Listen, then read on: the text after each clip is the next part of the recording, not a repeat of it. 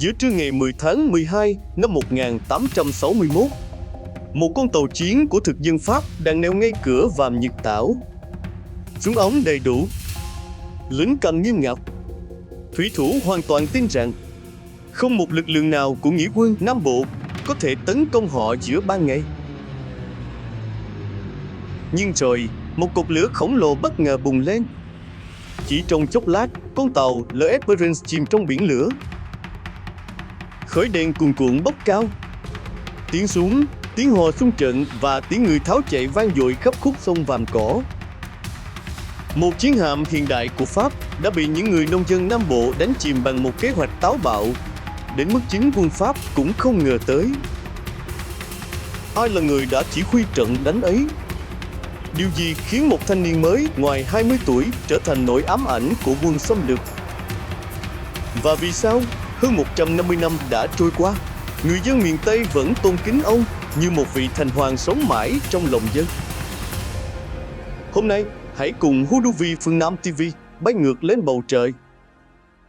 Không phải để ngắm phong cảnh, mà để lần theo dấu vết của một trong những chiến công lẫy lừng nhất lịch sử chống ngoại xâm của dân tộc. Từ độ cao hàng trăm km, hệ thống sông ngòi chằng chịt của vùng đồng bằng Nam Bộ hiện ra như những mạch máu khổng lồ. Vệ tinh tiếp tục hạ thấp độ cao theo dòng Vàm Cỏ Đông xuôi về phía hạ lưu, đến nơi hợp lưu với Vàm Nhật Tảo. Giữa màu xanh của cây cối và sông nước, một quần thể kiến trúc trang nghiêm dần hiện ra. Đó chính là khu di tích đền thờ anh hùng dân tộc Nguyễn Trung Trực.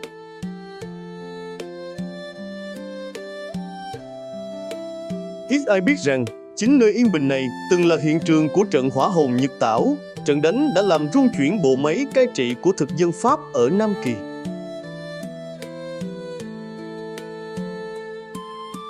Khu di tích ngày nay rộng khoảng 6,2 hecta, được xây dựng trên chính vùng đất gắn liền với chiến công lịch sử năm 1861. Công trình được khởi công năm 2003 và khánh thành vào năm 2010. Với nhiều hạng mục như đền tưởng niệm,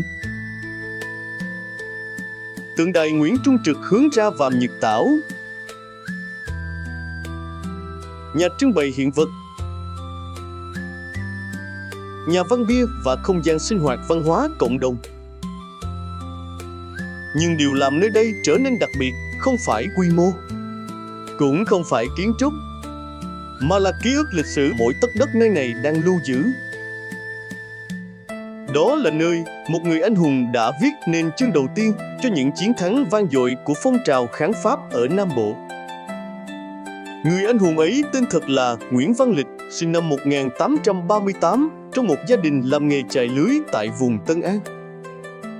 Vì nổi tiếng ngay thẳng, trọng nghĩa khí và luôn đứng về lẽ phải, thầy dạy học đã đặt cho ông một cái tên mà hơn một thế kỷ rưỡi sau vẫn được người Việt nhắc đến với niềm kính trọng: Nguyễn Trung Trực. Đó không chỉ là một cái tên, mà đã trở thành biểu tượng của lòng trung nghĩa và ý chí bất khuất của người Nam Bộ. Sau chiến thắng vang dội ở Vàm Nhật Tảo, ông cùng nghĩa quân đánh chiếm đồn Kiên Giang năm 1868, khiến quân Pháp khiếp sợ. Sau nhiều năm chiến đấu, ông rút ra Phú Quốc, tiếp tục kháng chiến. Dù bị thực dân Pháp treo thưởng ráo riết và liên tục truy đuổi, Nguyễn Trung Trực vẫn kiên cường chiến đấu đến cùng. Đối với ông, mất thành có thể giành lại, nhưng nếu mất ý chí thì dân tộc sẽ mãi sống trong xiềng xích. Chính tinh thần bất khuất ấy đã biến ông từ một vị thủ lĩnh nghĩa quân trở thành biểu tượng của lòng yêu nước trong lịch sử Việt Nam. Tháng 9 năm 1868, quân Pháp do tên tay sai Huỳnh Công Tấn dẫn đường đổ bộ lên Phú Quốc để bao vây, tiêu diệt nghĩa quân. Sau một trận giao tranh, lực lượng nghĩa quân bị tổn thất đáng kể, đành phải rút sâu vào trong núi.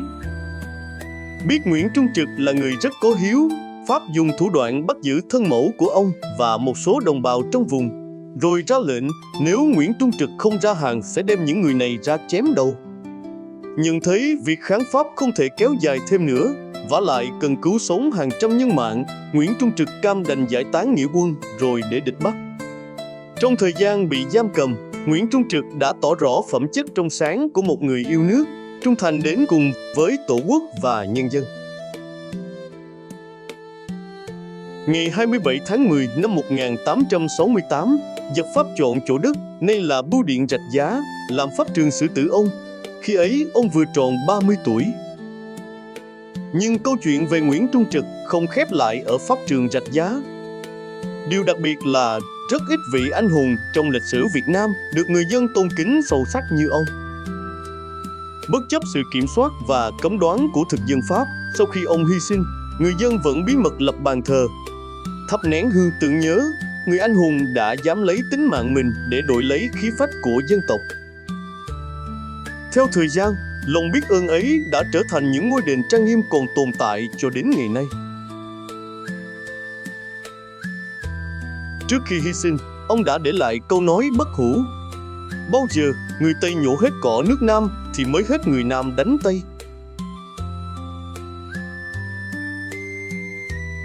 Tại Vàm Nhật Tảo, nơi ghi dấu chiến công đốt cháy tàu L'Esperance, người dân xây dựng khu tưởng niệm trên chính vùng đất đã làm nên tên tuổi của ông.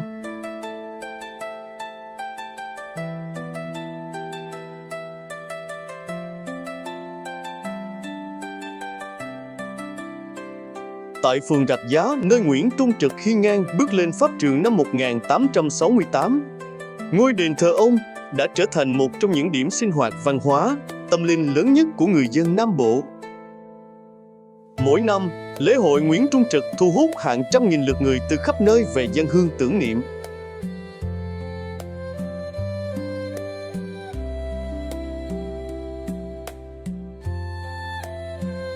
Còn trên đảo Phú Quốc, nơi ông từng cùng nghĩa quân chiến đấu những ngày cuối cùng trước khi bị quân Pháp bắt giữ, một ngôi đền khác cũng được dựng lên để tưởng nhớ vị anh hùng dân tộc.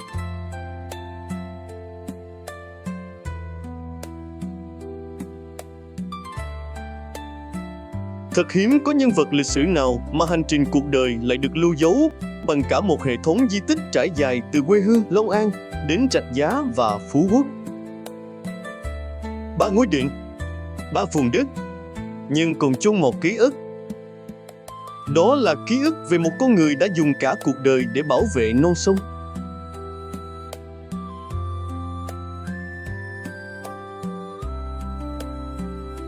Có lẽ cũng chính vì vậy mà trong tâm thức của người dân miền Tây, Nguyễn Trung Trực không chỉ là một vị anh hùng chống ngoại xâm. Ông đã được nhân dân tôn kính như một vị phúc thần của vùng biển Tây, biểu tượng của lòng trung nghĩa, sự quả cảm và tinh thần bất khuất của dân tộc Việt Nam.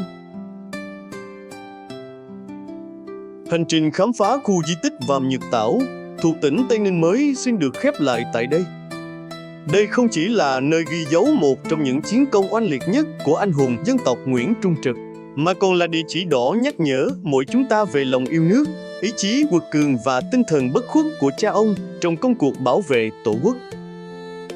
Nếu có dịp đến với vùng đất này, hãy một lần ghé thăm Vàm Nhật Tảo để cảm nhận rõ hơn những giá trị lịch sử vẫn còn hiện hữu qua từng di tích, từng dòng sông và từng câu chuyện được lưu truyền đến hôm nay. Cảm ơn quý vị đã đồng hành cùng Hudovi Phương Nam TV trong hành trình khám phá này. Đừng quên nhấn đăng ký kênh, bật chuông thông báo và chia sẻ video để tiếp tục cùng chúng tôi khám phá những di tích lịch sử, danh lam thắng cảnh và những địa chỉ hấp dẫn khác trên khắp Việt Nam đang chờ đón quý vị ở những tập tiếp theo. Xin kính chào và hẹn gặp lại!